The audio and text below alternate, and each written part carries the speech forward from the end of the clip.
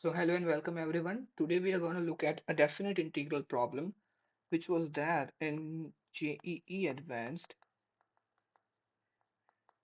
2025 paper 2. By the first glance, this question seems to be quite complicated and tough to solve, but in the way of approach that we need to solve this problem and the concept behind it, it is quite easy to solve. Like the hints are given just by the question itself because here you can see that the upper limits and the lower limits are reciprocal of each other. And the other thing here is tan inverse x being in the numerator, as well as the main important and crucial line of this question is not this equation itself, but the line given at the last of the question. By this line, we can conclude that we can write here tan inverse 1 by x is equal to cot inverse of x, right? And as far as we know, we can also write that tan inverse x plus cot inverse x is nothing but pi by 2. So these equations are really going to help us in solving this problem. So let me write down the problem again. It is half to 2 tan inverse of x whole upon 2x square minus 3x plus 2 dx. Let me call this integral as I. So this is going to be our equation 1. So now the very basic and the very intuitive substitution that comes to the mind first is nothing but putting x is equal to 1 by t. Because as I earlier mentioned, that the upper limits and lower limits are reciprocal of each other, and these two equations as well point to only one substitution, that is this x is equal to 1 by t. So now if we put the substitution, then the limits will also be changed, and this x will be replaced by 1 by t and 2 by t square minus 3 by t plus 2, and dx will be nothing but minus 1 by t square dot dt, right? So if we further simplify this integral, we will get half to 2. I have interchanged the upper limits and lower limits by eliminating this minus sign, and we will be able to get cot inverse of t whole upon. And the surprising thing here is that we'll get the same denominator as it was in the original integral I, which is present in the first equation. So here we can write it as, okay, 2t square minus 3t plus 2 dot dt. Now, since it is a definite integral, we can just change the name of the variable and call it x again, that is cot inverse of x upon 2x square minus 3x plus 2 dot dx.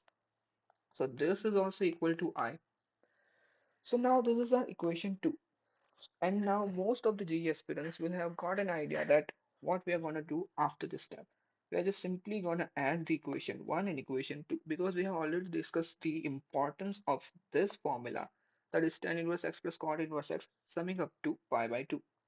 So in that way, 1 plus 2 will result 2I is equal to pi by 2 integration of half to 2 1 upon 2x square minus 3x plus 2 dot dx. And now it has become a very basic, and you can say the most fundamental integral that is taught by many of the coaching institutes and schools as well for the students who are preparing for JEE mains as well as advanced. So now it is very easy to solve this. So I'm just doing it very quickly. And this will result in x square minus 3x by 2 plus 1 dot dx. Okay, so from the basics itself, we know that we need to form a perfect square in the denominator, that is x minus 3 by 4 whole square minus 9 by 16 plus 1 dot dx, and this will result in nothing but pi by 8 half to 2 1 upon x minus 3 by 4 whole square plus 7 by 16 dot dx. This is nothing but I, right?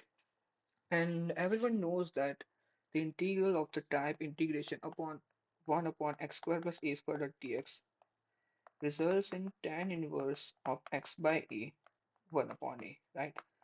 So we can apply the same logic here as well, and we will be getting pi by 8 into 4 by root 7, right?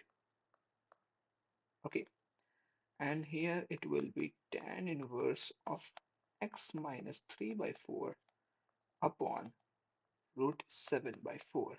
Okay, and the limit goes here from half to 2. So now we are going to simplify it again. This will result in pi by 2 root 7 into, if I put the value 2 here, then 2 minus 3 by 4 will result in 5 by 4 upon root 7 by 4, which will give us tan inverse of 5 by root 7 plus, because if we put half in the place of x, then half minus 3 by 4 will get negative, which will result in minus 1 by 4 upon root 7 by 4, which will result in tan inverse of 1 by root 7. Okay, so this is the final value of I that we are talking about.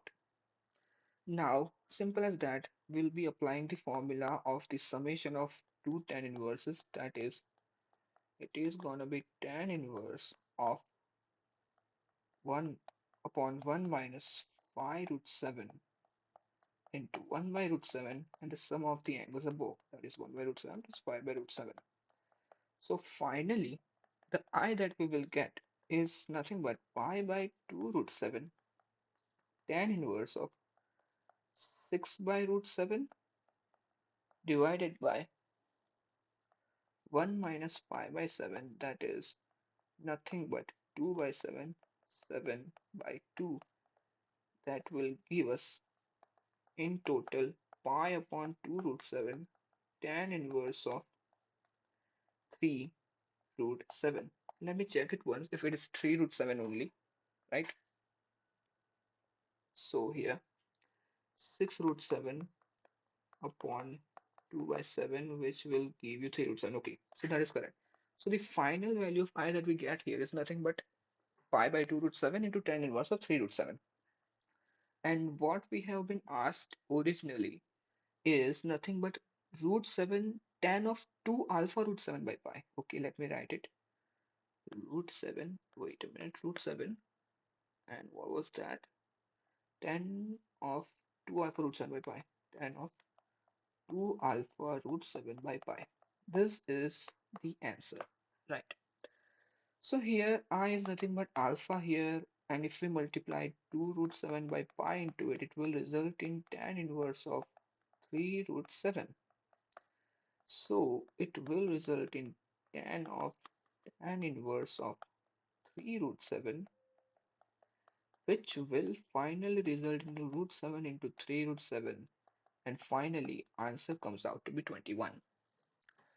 So in this case, it was just more complicated, and the length of this question was quite large because during the under time pressure of the GE Advanced exam, it is very much important for us to not make silly mistakes, because even though I'm recording this video in front of you, I also checked for the silly mistake if I had made any in this multiplicative steps, because like these things hurt too much after the exam gets over. Right, so I have been through all these things, so I'm just advising everyone that you should also focus on the calculative part and not just leave the questions if you are familiar with the concept during doing the practice of the JEE Advanced or JEE Mains questions. So in that way, we have arrived the final answer, and this 21, and it is correct as per the JEE Advanced answer key as well. So that's all for the today. Now we will meet in another video covering some another mathematical problem, and I will now make sure for getting some high level advanced stuff problem in the next video, because for me in this video this problem was like medium level as compared to GE advanced. Actually it is easy one, but I rated it medium just because of its length. Okay, so that's all for today. We'll meet in the next video. Bye.